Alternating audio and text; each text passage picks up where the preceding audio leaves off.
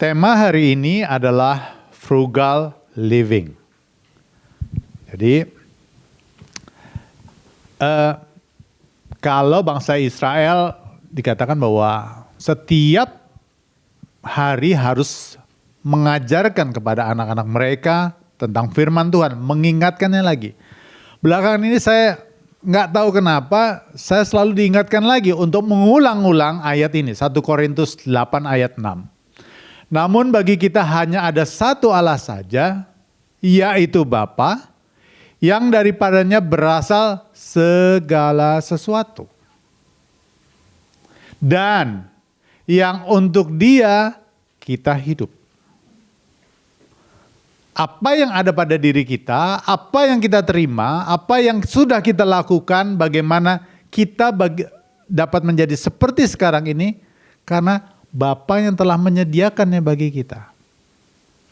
Dan satu Tuhan saja, yaitu Yesus Kristus, yang olehnya segala sesuatu telah dijadikan, sebab Allah menciptakan segala sesuatu melalui firman-Nya.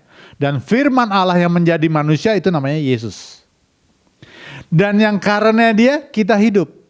Kenapa? Kita yang sudah jatuh di dalam dosa, tadinya kita nggak punya kesempatan hidup. Memang kita masih bernafas, tapi ketika kita mati, ketika Yesus Kristus belum melakukan penebusan, sebenarnya kita semua sedang berjalan berbalis menuju hukumannya kekal, yaitu neraka. Tapi oleh karena Yesus hadir dan Dia telah menyelesaikan tugas yang diberikan oleh Bapaknya untuk menebus kita, sehingga kita menjadi dapat hidup. Sekalipun nanti kita akan mati, tapi kita akan hidup. Semua yang ada adalah milik Allah. Kita tidak boleh menggunakan pemberiannya dengan sembarangan untuk memuaskan keinginan daging kita. Kenapa? Karena segala sesuatunya itu harus tertuju lagi kepada Bapa, kehendak Bapa yang telah memberikan semuanya itu. Oke. Frugal.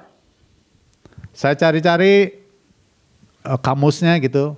Careful when using money or food or a meal, makanan. Cheap or small in amount. Bahasa singkatnya hemat kita, ya. Berhati-hati ketika menggunakan uang atau mengkonsumsi food, meal, konsumsi, sesuatu yang kita masukkan.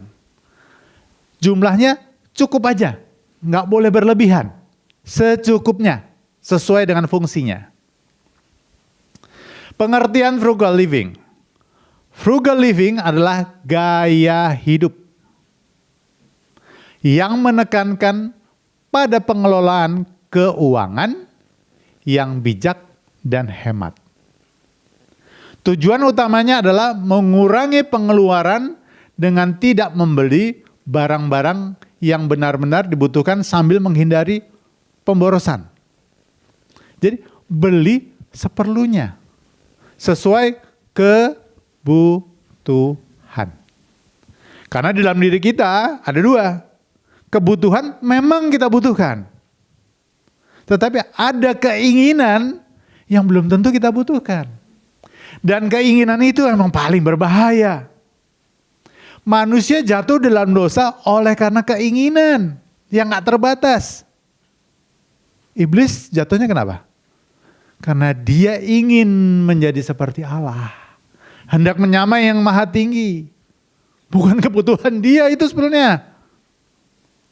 Adam dan Hawa kebutuhannya tercukupi nggak di Taman Eden? Sangat-sangat cukup karena Allah menciptakan segala sesuatunya baik. Apa yang membuat dia jatuh? Dia diprovokasi, dibujuk untuk melakukan hal yang sama yang iblis lakukan. Ingin menjadi seperti Allah. Jadi ingin itu bahaya banget emang. Ingin itu bahaya banget. Yang harus kita kelola, kalau perlu kita taklukkan. Key factornya dalam frugal living adalah pertama, fungsi. Fungsi bicara tadi tentang kebutuhan.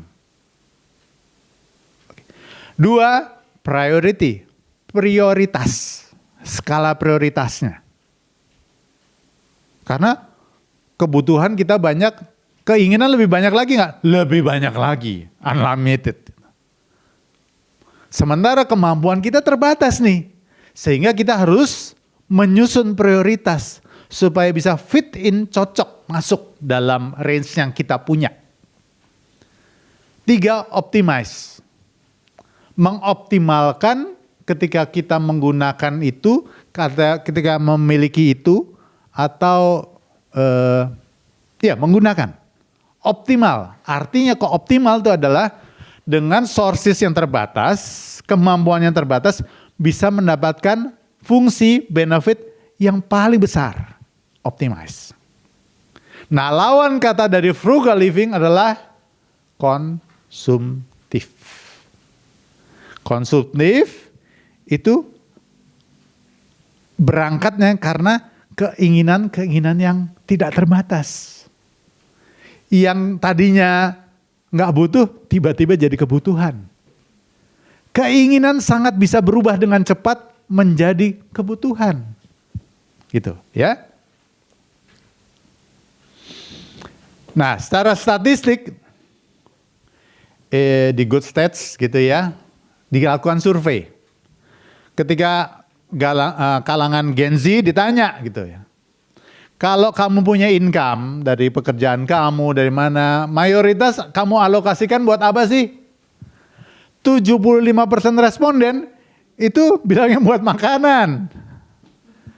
Bukan hanya makan aja, minuman, ngafe, kongko-kongko, ada makan baru, survei. Bener gak sih?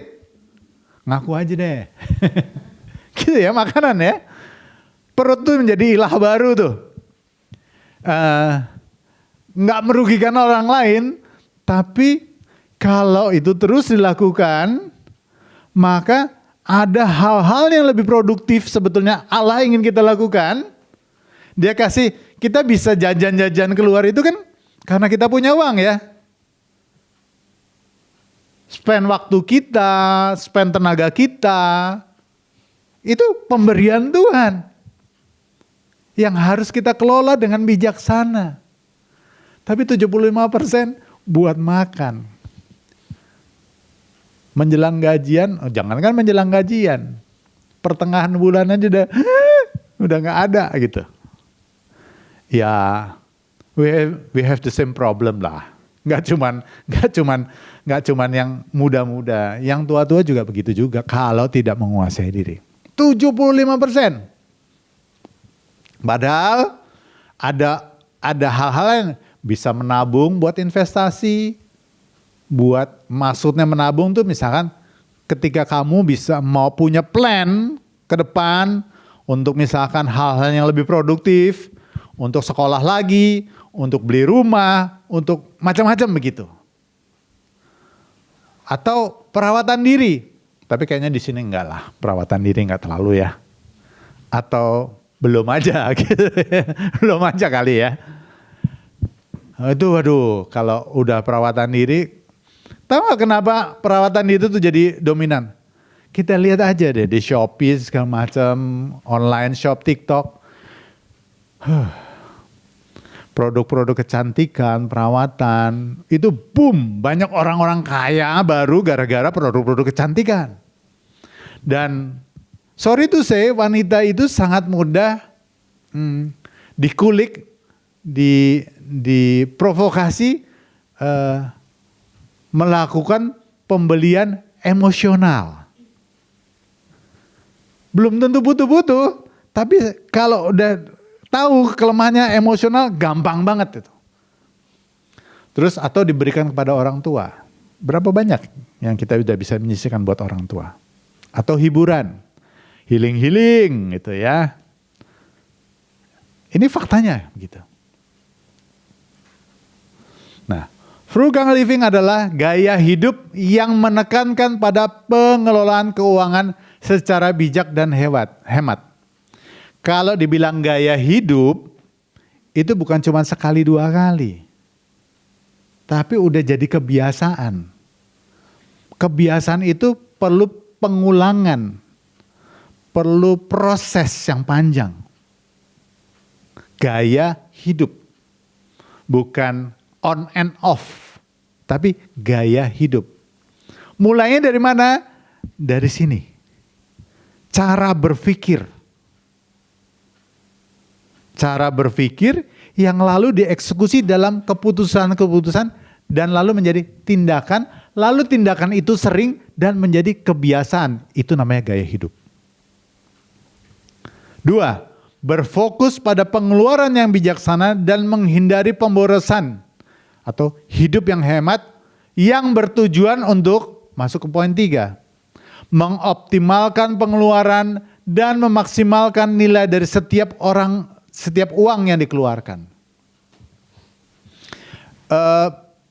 Beberapa kebiasaan ibu-ibu udah bagus. Kalau beli barang, cari dulu tuh mana yang paling murah. Itu salah satu bagiannya. Gitu. Tapi udah cari yang murah, tiba-tiba ada satu benda yang ketemu yang dia suka banget. Harganya mahal, gak peduli bos, dia ambil juga gitu. Kenapa? Karena emang udah menyentuh hati sih. Kalau hati itu udah suka, rasio tuh nalar bisa gak jalan loh. Sama kayak orang jatuh cinta begitu ya, kalau udah suka udah hajar gitu. Ini gawat. 4. Memprioritaskan kebutuhan daripada keinginan. Oke. Frugal living tidak berarti hidup pelit atau menahan semua keinginan. Boleh punya keinginan gitu. Tapi di-manage, diatur, dialokasikan. Nanti ada di bagian berikutnya.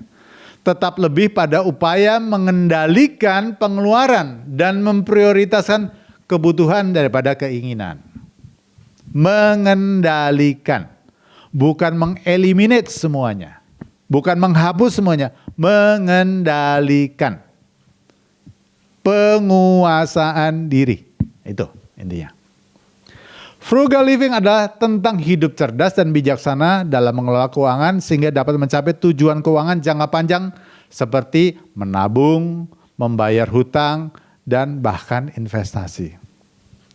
Nah biasanya ini belum kecetus rata-rata kalau orang masih hidup sendirian. Belum ada tanggungan. Belum ada kewajiban tapi diri sendiri. Apalagi kalau orang tuanya mampu. Itu gak kepikiran tuh. Yang penting enjoy life lah. Hidup kan cuma sekali. Nikmati dong gitu. Nikmati dong. Hidup cuma sekali. Apakah itu Alkitabiah? Bukan kita gak boleh menikmati hidup loh.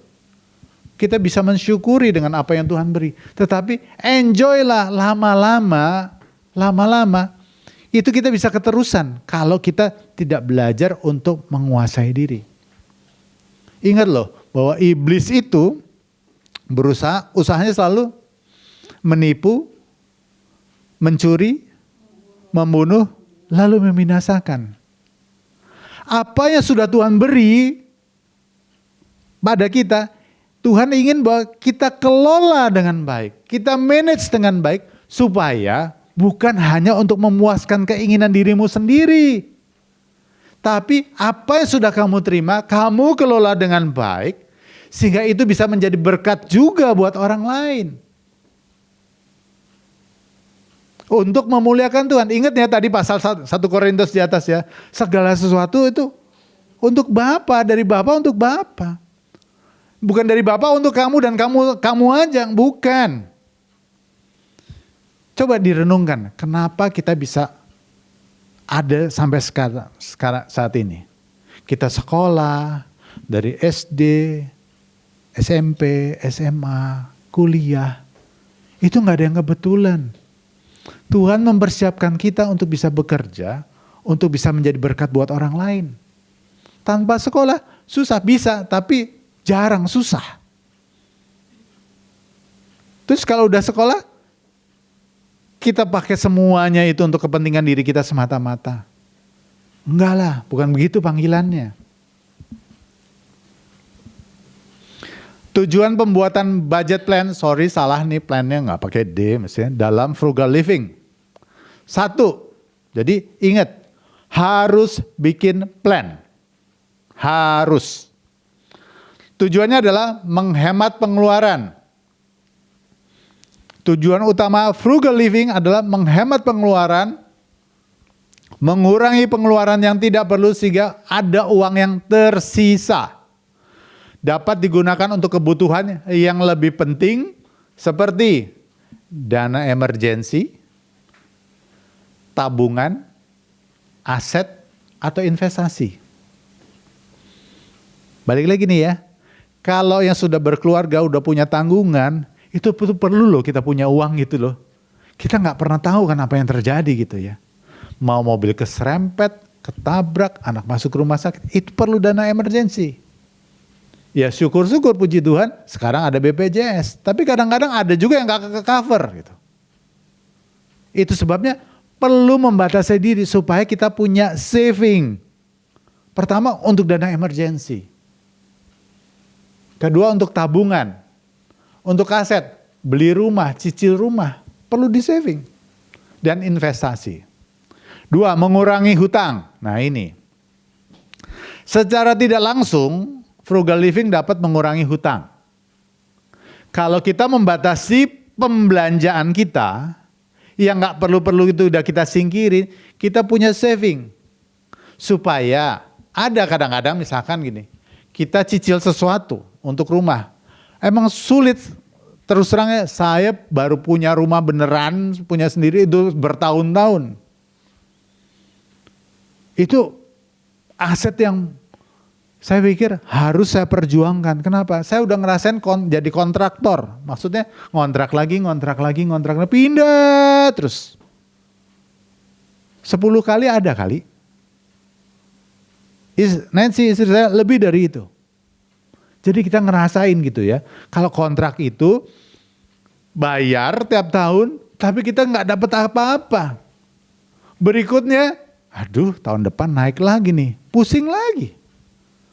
Jadi saya harus tight, batasi konsumtif saya, belanja saya, supaya saya bisa alokasikan untuk cicilan. Cicilannya siapa yang bayarin duluan? Bank, KPR. Itu aset yang worth it untuk diperjuangkan. Kalau mobil enggak, karena apa? Mobil mengalami depresiasi, nilainya turun. Tapi kalau rumah nilainya naik terus. Karena hukumnya scarcity kan? Tanah itu tidak bertambah, penduduk bertambah. Space-nya makin sedikit, makanya harganya makin mahal. Gitu. Jadi saya nggak tahu, saya pernah baca-baca, tapi kenapa ya kok milenial sekarang tuh nggak suka tuh beli rumah, mendingan kontrak aja dihitung-hitung. Ya terserah. Kalau saya berjuang untuk itu. Sekarang apa? Saya udah ngerasain lebih dari 10 kali pindah-pindah rumah. Nggak enak. Aduh, belum dapat. Minggu depan harus keluar nih. Orangnya yang punya rumah nggak mau diperpanjang. Dia mau pakai. Saya terpaksa harus pindah rumah. Kalau misalnya dia mau perpanjang, nilainya naik. Aduh, pusing. Nggak jadi apa-apa. Oke, mengurangi hutang. Penghematan pengeluaran tidak hanya membuat Anda mempunyai uang untuk ditabung, tetapi juga membayar atau mengurangi jumlah utang atau kewajiban yang ada. Kadang-kadang kondisi emergensi, kalau kita nggak punya uang, itu orang bayar rumah sakit, aku pakai kredit card dulu deh. Kalau aku nggak pakai itu, misalkan ya, nggak diobatin, nunggu punya uang, ya udah keburu meninggal duluan gitu loh maksudnya. Ada banyak kasus begitu. Sehingga akhirnya harus dicicil tuh biaya rumah sakit. Nah kalau pola hidup kita tuh nggak didisiplin, diatur pengeluarannya, itu bisa menyulitkan nanti. 3, mempertajam fokus pada kebutuhan utama. Frugal living juga dapat mempertajam fokus Anda pada kebutuhan utama. Anda hanya membeli barang yang benar-benar dibutuhkan sehingga fokusnya lebih terarah pada kebutuhan yang lebih penting. 3 simple steps but important. 3 langkah penting yang sederhana gitu. 1, identify your needs. Kita harus making the list, bikin list kebutuhan kita tuh apa. Bikin, nggak apa-apa, masukin aja semua gitu. Lama-lama kalau kita bikin, kita akan jadi jelas nih. Kebutuhan, ini keinginan. Ini kebutuhan, ini keinginan. Oh yang ini nggak prioritas. Penting. Making the list. Kerja juga begitu kan ya. Tugasku bulan ini tuh ngapain? Making the list. Jadi kita tertata gitu, nggak serabutan, bikin plan nggak serabutan gitu. 2, list what you do, bikin list apa yang mau kamu lakukan, and do what you list. Kalau kamu sudah identifikasi, kamu udah tulis, lalu kamu lakukan apa yang udah kamu tulis itu. Itu menjadi petunjuk kontrol kita. Oh ini belum. Kan kita bisa lupa ya. Kalimat ini saya dapat dari bos saya. Beberapa tahun yang lalu. Cukup lama lah, 10 tahun yang lalu. Dri, list what you do and do what you list. Kenapa? Ketika kita riweh gitu, banyak kerjaan. Kalau tanpa list, itu banyak kelongkap-longkap. Kadang-kadang deadline kelewat juga begitu. Checklist kita itu. Oh ini udah capai, udah. List what you do and do what you list. Karena kalau kita bikin list saja, nggak kita kerjain, ya nggak kecapai juga gitu loh maksudnya. 3, be discipline. Disiplinlah dengan apa yang sudah kita tentukan. Makanya dipikirin dulu, direnungkan begitu loh. List itu kita renungkan, kita pikirin. Oh ini ternyata nggak penting-penting banget. Nah seringkali iklan-iklan, promosi-promosi itu mampir. Kalau kita lihat nggak ada di list saya, ya jangan dieksekusi, jangan diambil. Karena itu bikin merusak plannya. Dan sosial media, algoritma, kalau kita sering browsing, itu sering tuh sesuai dengan preferensi kita. Kok muncul lagi di timelineku, muncul lagi. Hal-hal yang kita senangi. Algoritma itu bahaya banget loh. Penting banget kita bisa menguasai diri. Penerapan frugal living. Pertama, identifikasi kebutuhan. 2, membuat anggaran dan daftar belanja. Gereja kita juga begitu. Rapat, raker, bikin list banyak gitu. Wah ribut di dalam gitu. Maksudnya ribut, oh ini perlu gak gini. Udah pokoknya masukin aja semua kebutuhan. Apa sih? Dan list itu, kalau list kerja adalah program kerja baru kebutuhannya. Jangan bikin duitnya dulu baru program kerja. Nggak benar gitu. Kebutuhannya dulu, programnya apa, baru uangnya, biayanya dimasukin. Karena tadi balik lagi, fungsinya dulu yang harus kita kejar. Ini kalau kita ambil ini, fungsinya buat apa sih? Penting gak sih? Kan perlu dipertimbangkan. Penting gak sih? Oh kurang penting, bisa nanti aja atau next year. Ada skala prioritas. Kebutuhannya apa, fungsinya apa, baru biayanya. Itu budget. Ini membantu mengontrol pengeluaran dan menghindari keputusan pembelian impulsif. Ya itu tadi. Iklan masuk, jalan ke mall. Jalan-jalan ke mall itu juga ada bahayanya, lihat toko. Diskon 50% bos. Kapan lagi nih? Padahal ada kebutuhannya nggak? Enggak. Tapi diskonnya 50%, kapan lagi nih? Gitu. Menarik ya? Emang itu cara marketing begitu. Makanya buat list ya, supaya kita tahu kan income kita berapa. Kebutuhan kita apa. Oh enggak kok, cuman lihat-lihat aja, beli juga tuh akhirnya ya itu.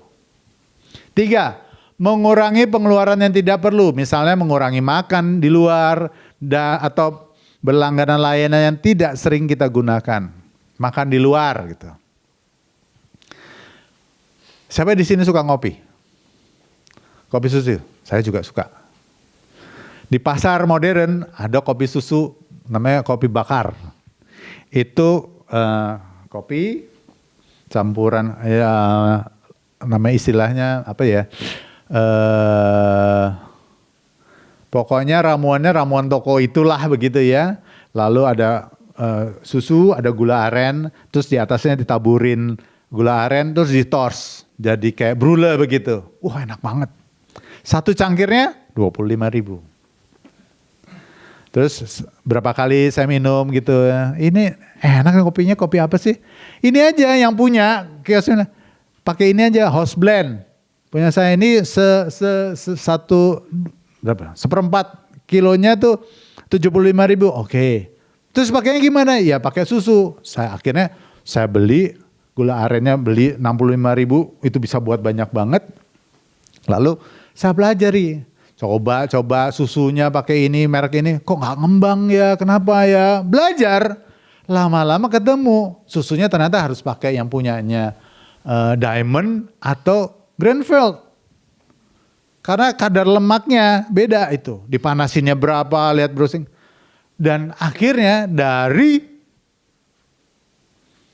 dari kopi yang 75.000 ditambah gula arennya segitu sama susu, itu bisa berpuluh-puluh cangkir begitu kalau saya beli. Menghemat banget. Saya tetap bisa menikmati, tapi saya bisa lakukan sendiri gitu. Kita punya cara kok kalau kita mau repot sedikit gitu ya. Mahal banget sekarang di kafe.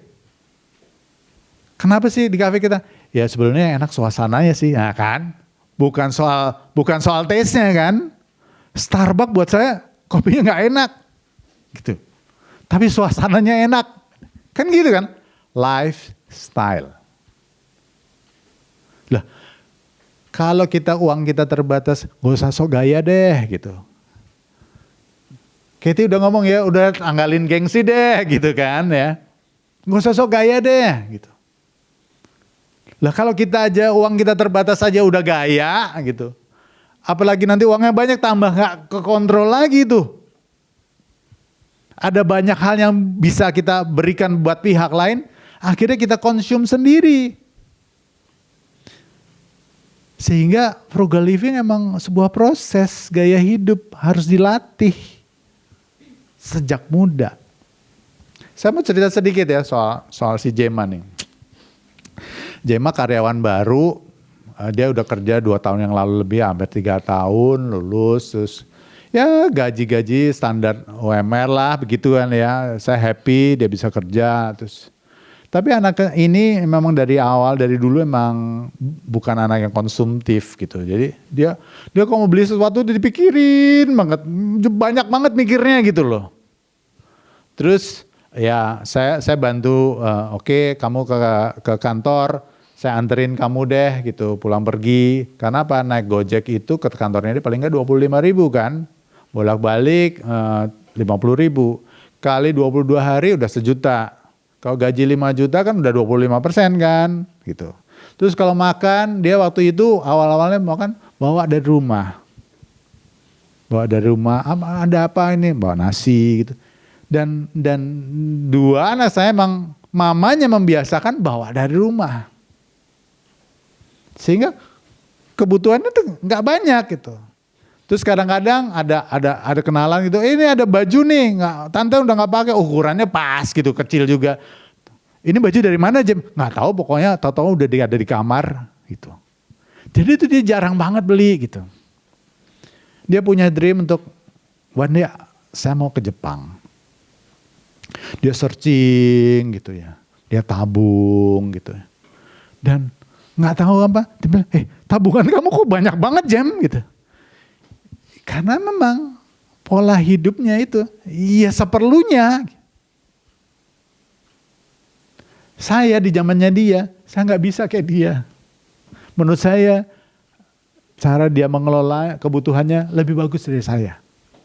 Lebih bagus juga mungkin dari mamanya. Kalau mamanya dulu agak susah. Jadi gajinya dia buat ibunya, keperluan sehari-hari gitu. Jadi, tapi I'm very happy gitu. Kalau adiknya kayaknya lebih boros daripada kakaknya gitu ya. Tapi bilang no, saya bilang kalau kamu mau itu, saya bilang kamu coba mulai cari apa kayak doing something gitu untuk bisa menghasilkan. Aku mau dong. Adiknya mulai gitu mikir, cari tambahan. Ya apa kayak desain kayak apalah bikinan, ya udah aku bikinin PowerPoint ya buat mama ya, mama bayar aku ya terserah gitu. Tapi kamu belajar bahwa ketika susah ya cari uang ya gitu. Itu orang mulai bisa memanage. Kadang-kadang aku mau beli ini, uangnya kamu ada? Enggak. Nah, terus kenapa kamu punya keinginan itu? Ya nggak bisa jawab. Tapi memang perlu dilatih gitu loh. Sampai akhirnya si Jema pergi itu seminggu. Ya dia ada aja gitu orang, teman saya ada yang ngasih gitu tambahan itu. Tapi dia bisa pergi. Saya amazed juga gitu. Baru kerja 3 tahun, 2 tahun, setahun bisa nabung, bisa pergi juga. Ya karena saya lihat, oh iya kamu saving banyak sih. Gitu. Hemat, gitu. Bisa ternyata. Mencari alternatif yang lebih murah, misalkan memberi barang second. Nggak semua barang second itu jelek. Ada yang baru dipakai beberapa kali, kan ada orang, ya itu korban-korban orang konsumtif gitu, suka giniin, begitu nggak suka, beli, kamarnya kebanyakan, akhirnya udah harus dikeluarin gitu kan. Akhirnya ya udah itu bisa, masih banyak yang bagus. Saya pernah nggak beli barang second? Pernah. Baju pernah nggak thrifting? Pernah. No problem. Selama masih bagus nggak masalah. Karena baju itu mahal banget menurut saya sekarang. Gila baju ya. Kemeja 250-300 ribu gitu loh. Celana panjang 400 ribu. Aduh. Nggak tega gitu loh. Walaupun punya uang nggak tega juga gitu. Mencari alternatif yang lebih murah, misalnya memberi barang second, memasak sendiri. Di sini banyak yang pintar masak sendiri, saya pasti tahu. Anak kos, gitu kan ya, pasti mau nggak mau harus bisa. Gitu. Memanfaatkan fasilitas publik, meningkatkan kesadaran finansial, belajar tentang keuangan, membuat anggaran pribadi. Dulu waktu merit, gimana cara? Aduh gimana ya, udah sistem amplop aja gitu. Gaji kita alokasiin, kebutuhan kita nih apa? Ini udah masukin amplop. Artinya di amplop nggak boleh diganggu gugat. Kalau misalnya waduh ada pengen begini nih, belum jatahnya. Alokasinya baru ada minggu depan. Baru kita minggu depannya tuh bisa. Karena jatah minggu ini udah nggak ada. Nggak boleh ngambil dari minggu depan. Disiplin aja gitu. Menghindari hutang konsumtif. Frugal living mendorong untuk membayar hutang dan menghindari kebiasaan hutang. Kayak kartu kredit, saya nggak anti kartu kredit. Tapi kalau kamu gunakan kartu kredit untuk kepraktisan, daripada bawa uang banyak, gitu ya, pakai kartu kredit. Ketika jatuh tempo, sebelum jatuh tempo, kamu lunasi, nggak masalah. Yang problem adalah kamu nggak lunasi, sehingga kamu kena bunga tinggi. Tapi perusahaan penerbit bank pengennya kamu cicil 10% aja gitu. Supaya terus bayar bunganya. Bunganya gede itu. 1,75 per bulan. Gede banget. Oke. Dari 2 skema ini, menurut yang hadir di sini, mana yang benar? Siapa yang pilih yang kuning? Income dikurangin spend, maka ada save, tersisa space, save. Atau income dikurangin save, maka spendnya baru ketahuan. Mana yang benar? Idealnya. Kenyataannya ya itu. Kalau makanya kenapa begitu? Karena kalian mungkin belum punya kewajiban. Kalau punya kewajiban, misalkan cicilan rumah, bayar sekolah anak, anak itu jalan sekolah, itu udah seperti hutang loh jalan tuh, harus dibayar. Kalau modelnya yang seperti ini, kita belanja dulu pergi, habis itu tiba-tiba nggak ada save untuk alokasi kebutuhan emergensi, kebutuhan yang reguler gitu. Nggak kekejar ini. Tapi spend itu, kita perlu makan jelas. Tapi makanan kayak apa sih yang perlu kita makan? Sama-sama kenyangnya loh. Tapi ada yang 20.000 kenyang, tapi ada juga yang 150.000 kenyang. Kenyangnya sama. Bedanya di mana sih? Di lidah dan di tempat. Benar nggak gitu? Iya kan? Fungsi buat tubuh ini itu sama loh. Makanya yang sehat itu bukan cuma orang kaya, orang biasa sederhana juga sehat. Selama makannya sama, bahkan ketika makanannya enak, itu malah mengurangi daya tahan tubuh. Tuhan tuh adil. Asal cukup makan dan tempat tinggal, pakaian cukup. Kalau direnungkan, iya Tuhan. Yang bikin susah tuh sebenarnya banyak kita sendiri. Kenapa? Keinginan kita yang bikin susah. Tuhan ini cukupkan. Apalagi kalau kita hidup benar, lurus di hadapan Tuhan, mengandalkan Tuhan. Masa iya kebutuhan kita gak dicukupkan sih sama Tuhan? Cuman kan kita suka sekali mendatangi pencobaan ya, walaupun doa kita jauhkanlah kami daripada pencobaan ya Tuhan gitu. Tapi kita datengin pencobaan. Kita bergerak, kita hidup di luar kemampuan kita. Kita ciptakan pencobaan itu sendiri gitu loh. Jadi kalau mau misalkan, misalkan. Kayak tadi misalkan. Aku punya plan untuk misalkan nih. Ini buat leisure-nya aja. Aku mau punya plan tahun depan aku mau ke Singapura. Lihat Jewel. Bikin alokasinya berapa? Saving itu setiap bulan berapa dibagi? Income-nya kan tetap sama kan ya? Syukur-syukur ada bonus. Tapi alokasikan itu savingnya berapa untuk kamu sesuatu yang memang kamu butuhkan, kamu cita-citakan, saving dulu. Habis itu gaya hidup gitu. Belanja kamu, cara makan kamu, pergi-pergi kamu yang kamu harus kurangi, adjust. Makanya kita harus bikin plan. Karena kalau sporadis, impulsif, nggak kekejar. Penting, bikin plan, identifikasi. Atau buat sekolah, mungkin sekolah lagi. Aku mau ambil S2, berapa ya? Berapa tahun lagi ya? Bikin plan. Oh kalau hidupku sih aku sih ngalir aja bersama dengan Tuhan gitu. Terus kalau mengalir bersama dengan Tuhan gak bikin plan. Tuhan aja bikin plan. Kita bikin plan, ketika bikin plan identifikasi bawa dalam doa. Tulis. Waktu kita menulis apakah Roh Kudus tidak memimpin kita? Kalau kita berdoa tuh Roh Kudus pasti memimpin kita. Masalah eksekusi nanti hasilnya gimana itu serahkan pada Tuhan. Karena kan yang kita pikirin kan caranya kita pada waktu itu kan ya. Tapi bisa jadi Tuhan punya kelokan-kelokan yang kita gak tahu. Tapi kamu bikin plan, Tuhan ini rencanaku. Menurut Tuhan gimana?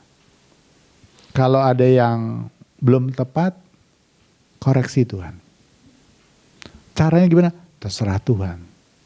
Tuhan punya cara yang jauh lebih hebat daripada aku yang apa yang bisa aku pikirkan. Bikin plan. Setidak-tidaknya ketika kamu bikin plan, tiba-tiba kamu tahu, oh ternyata kebutuhanku ini ya. Yang ini bisa diidentifikasi. Bisa kenal diri kita sendiri. Ternyata kok lebih banyak keinginannya gitu. Kita bisa identifikasi. Dan ketika kita bikin plan, kita belajar stick to the plan. Kita belajar namanya menguasai diri. Kalau nggak ada batasan, gimana kita bisa menguasai? Manusia juga begitu kan? Kenapa hukum Taurat itu diberikan? Supaya manusia menguasai diri. Kalau keluar dari itu kamu salah loh. Kalau nggak ada aturannya itu ya kamu nggak tahu bahwa itu salah gitu kan. Sama kalau kamu nggak punya plan, kamu nggak tahu ini kamu udah melebar kemana-mana gitu. Penting. Perbedaan frugal living dengan pelit. Frugal living menekankan pada pengelolaan keuangan, ya, mengelola yang bijaksana dan hemat. Sedangkan pelit adalah sikap yang ekstrim, di mana seseorang menolak untuk mengeluarkan uang sama sekali untuk kebutuhan yang penting. Frugal living itu ya, kita bisa hidup hemat, duit kita banyak, tapi kita bisa hemat seperlunya. Dan kita nggak konsumsi banyak, tapi kita bisa memberi banyak. Paham ya maksudnya ya? Sehingga apa yang Tuhan berikan pada kita, bukan kita gunakan semata-mata untuk kepentingan diri kita sendiri. Kita juga bisa bagi buat orang lain, itu jadi berkat. Itu yang Tuhan mau. Kita jadi bendaharanya. Bukan anak bungsu yang boros itu, bukan. Kita jadi bendaharanya. Kita dipercaya Tuhan untuk bisa mengelola kekayaannya. Untuk jadi berkat buat orang lain. Dan Anda tertulis lebih baik memberi daripada menerima. Ketika kita mau jadi berkat buat orang lain, ada sukacita loh yang ada di dalam diri kita. Dan memberi itu bukan berarti harus nunggu kaya dulu, enggak. Ketika kamu seadanya berapapun, kamu hemat hidup kamu, cara hidup kamu hemat, frugal, lalu kamu ada space untuk tabungan kamu bisa berikan. Dan Tuhan juga nggak menuntut dengan apa yang tidak ada pada kita kan, apa yang ada padamu. Jumlahnya sama, kita lebih hemat, sehingga sisa apa yang ada pada kita lebih banyak bisa kita berikan. Itu kan keren banget. Frugal living bukan berarti menolak untuk membeli barang yang baik, melainkan lebih pada upaya mencari nilai terbaik dari setiap pengeluaran. Apakah kalau kita beli sepatu harus yang di bawah 200.000 terus? Enggak juga. Kadang-kadang untuk suatu pekerjaan butuh yang beli harganya 700.000. Bukan karena modelnya, bukan karena lagi ini, tapi fungsinya, kekuatannya. Bisa juga kita beli yang 200.000, tapi tiap 3 bulan sekali ganti, rusak. Tapi yang 700.000, kamu bisa 3 tahun pakai. Ada tuh yang begitu, ada. Jadi ingat ya tadi awal, fungsinya dulu. Jangan sampai kita ngejar murahnya karena kita mau berhemat, tapi nggak long lasting. Akhirnya kita waste. Bukan hanya harus beli barangnya sama, tapi manggil tukang lagi. Kan ada biaya-biaya tambahan di luar itu gitu. Pergi ke tempat belanja itu lagi, ada cost lagi, waktunya juga. Jadi perlu dipertimbangkan. Intinya adalah seoptimal apa sih yang bisa kita belanjakan dengan nilai yang sama. Bukan soal nominalnya aja. Cari yang paling optimal. Kalau begini speknya harus ini. Nggak bisa dikurang, ya sudah. Beli komputer misalkan. Oh untuk ngedit. Wah beli aja yang 3 juta. Begitu dibeli nggak bisa buat ngedit. Hang terus. Akhirnya nggak kepake. Wasted kan. Jadi nggak begitu. Konsepnya nggak begitu. Sesuai dengan fungsinya. Make a plan, list what you do and do what you list. Amsal 21 ayat 5, rancangan orang rajin semata-mata mendatangkan kelimpahan. Tetapi setiap orang tergesa-gesa hanya mengalami kekurangan. Kalau nggak bikin plan begitu, tergesa-gesa, impulsif. Dipikirin dulu gitu loh.